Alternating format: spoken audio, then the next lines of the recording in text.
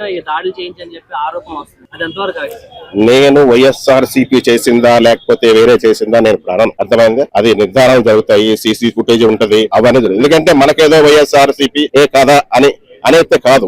మేము జన సైనికులు సాక్ష్యాధారాలతో నిరూపిస్తాం ఏదైనా, అంతేగాని మనం ఉట్నే తొందరపడకూడదు. ఒకవేళ మానవ తప్పు చేసినా వాడిని పక్క తప్పిస్తాం, శిక్షిస్తాం. అర్థమైందా?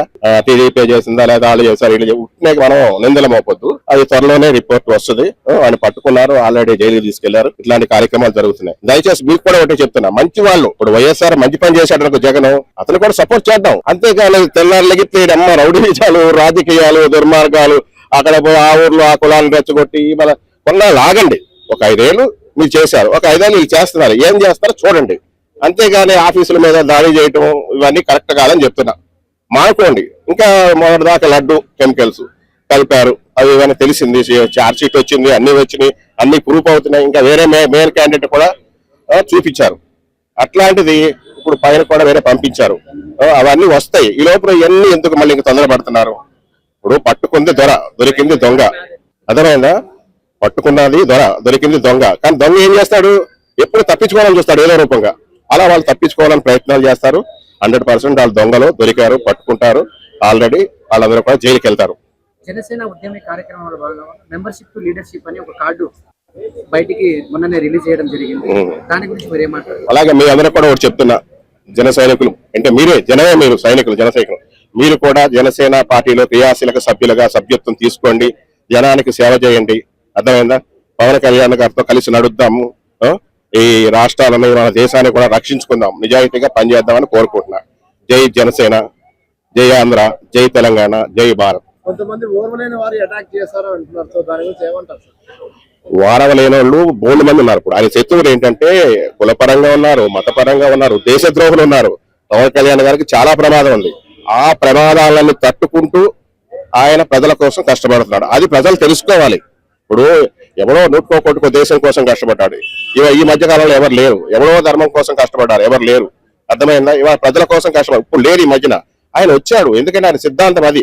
నేను కూడా ఎందుకంటే దగ్గరుండి చూసా. ఇంత గట్టిగా ఎందుకు మాట్లాడుతున్నానంటే ఆయన సినిమా ఫీల్డ్ నుంచి రాజకీయాల్లో రాకముందు సినిమా ఫీల్డ్ లో చూసా, ఆయన నిజ జీవితాన్ని కూడా చూసా. అలాగే ఇంకా మీకు చెప్పాలంటే రాజశేఖర రెడ్డి గారి జీవితం చూసా, జగన్మోహన్ రెడ్డి జీవితం చూసా, చంద్రబాబు నాయుడు జీవితం కూడా చూసా. వీళ్ళందరికీ ఆ టైపు కాదన్నది. పవన్ గారు ప్రజల సేవ చేయడానికి వచ్చాడు, చేస్తాడు.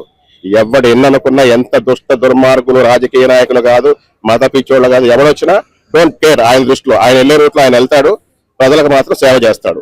దయచేసి కులాలు మతాలు వాళ్ళు రెచ్చగొట్టాలు చూసినా ఎవరు రెచ్చపోకండి అని చెప్పేసి మీ అందరికి చెప్తున్నా సవినయంగా. కొన్నాళ్ళు ఆయనకి ఛాన్స్ ఇవ్వండి.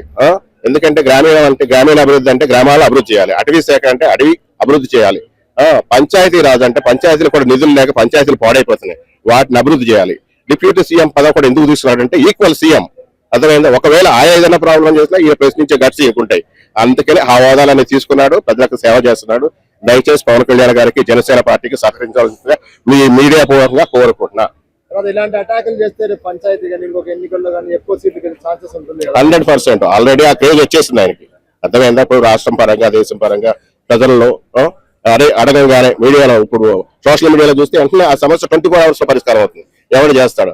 అన్న నా ఆస్తి కబ్జా చేశాడు, ఆస్తి ఇప్పిస్తున్నాడు. అన్న నేను అనాథలనన్నా దత్తత తీసుకుంటున్నాడు, అనాథ పిల్లలను దత్తత తీసుకుంటున్నాడు. ఆరోగ్యాల బాగోకపోతే హాస్పిటల్లో ఎన్నో కార్యక్రమాలు ఎవడు చేస్తున్నాడు? ఒక్కసారి మీ గుండెల మీద ప్రమాణం చేసి చెప్పండి. ఎవడైనా ఏ రాజకీయ ఈ మధ్యకాలంలో ఇన్ని సేవలు చేశారా? అది దయచేసి పవన్ కళ్యాణ్ గారికి జోలికి రాకండి. ఎవడు వచ్చినా ఖబర్దార్ చెప్తున్నా, వాడిని ప్రాణాలతో వదలం.